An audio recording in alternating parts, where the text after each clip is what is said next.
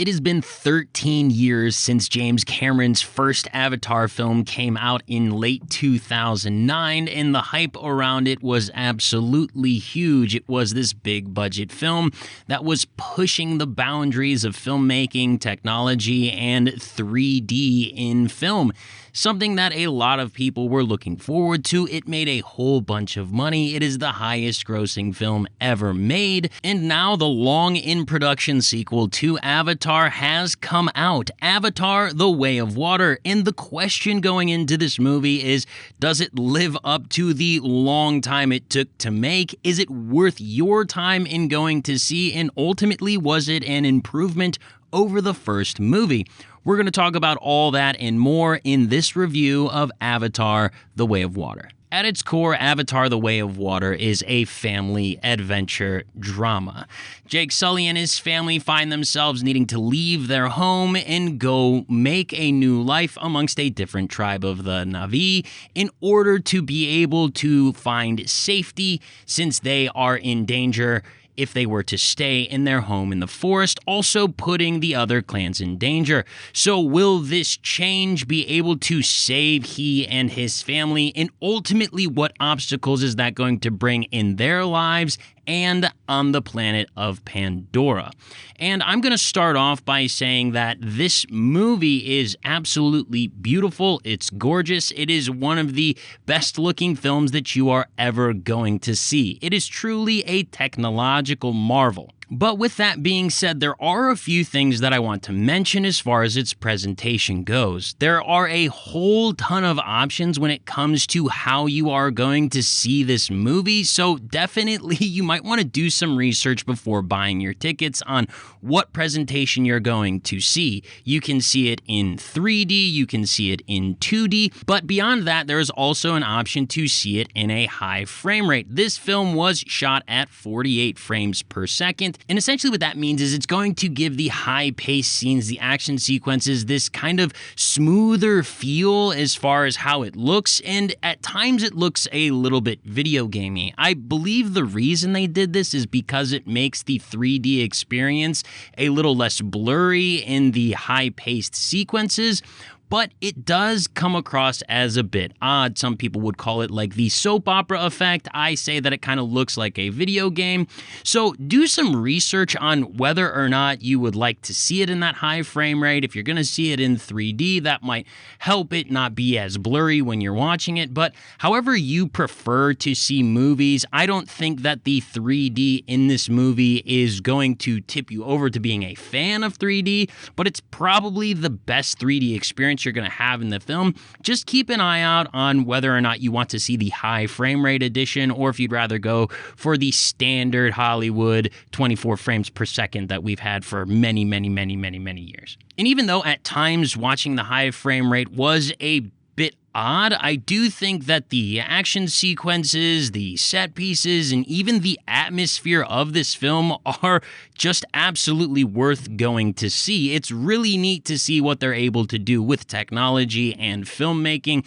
It really is something that you're going to watch on screen and wonder, man, how in the world did they do this, and how much time and effort was put into this movie in order to make it look the way that it does, consistently looking like a grounded world, even though in your brain you know that a majority of it was made in a computer with motion capture suits. There are some sets, and it all just feels so seamless when you're watching it that your brain is just wondering, how in the heck did they do this? It's very much like a theme park ride experience at the cinema. It is about the spectacle, about the visuals, and about what you are seeing on screen.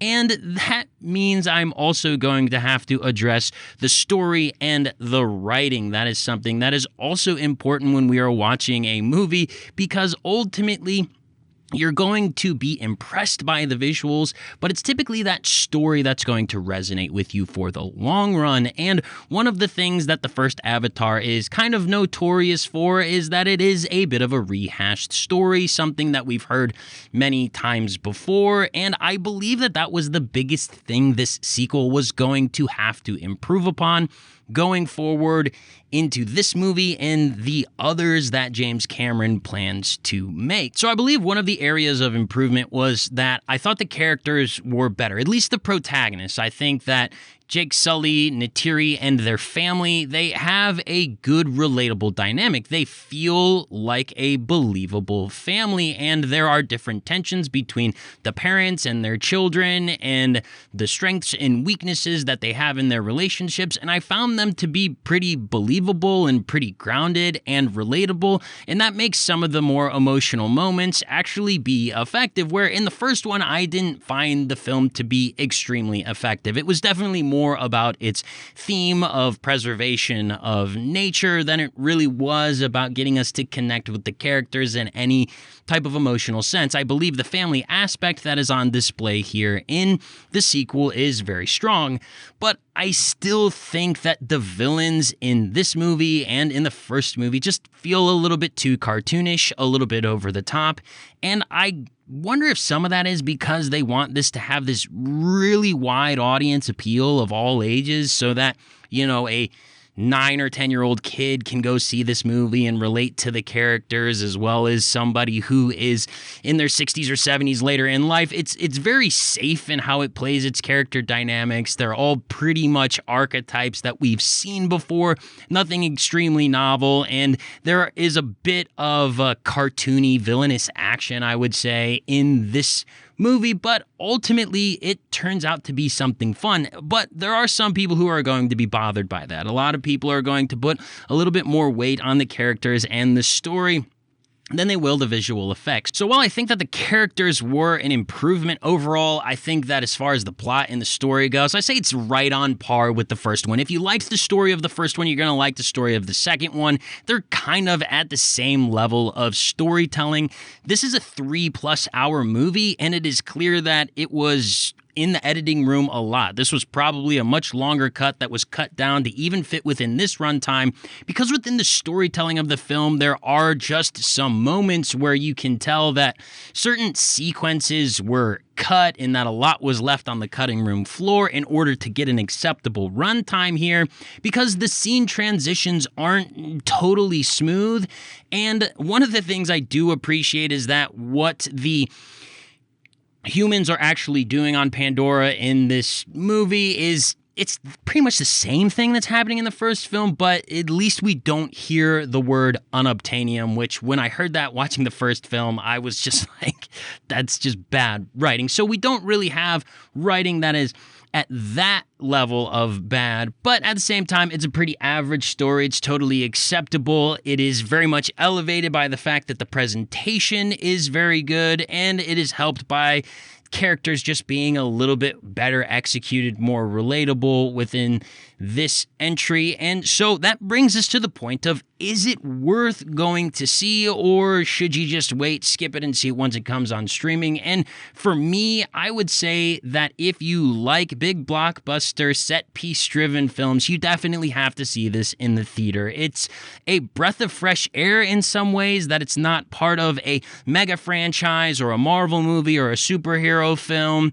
This is something that James Cameron has built. This is a unique world that he has built. It's not an adaptation. So I do think that it's definitely worth your time. It's one of those movies that you will go see, you'll say, yeah, that was worth it, but you'll probably end up saying it wasn't the greatest thing in the world, but it was definitely impressive and worth my time.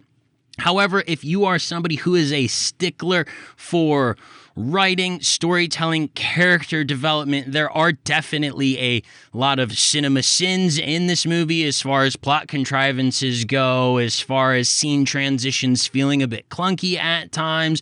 So if that type of stuff really bothers you, then this film will probably bother you, because there are definitely things to critique, poke fun at, but ultimately, if you can get over those things, if you can get over some plot contrivance and some convenient writing and archetypical characters, then I think that this is a movie that can definitely be enjoyed.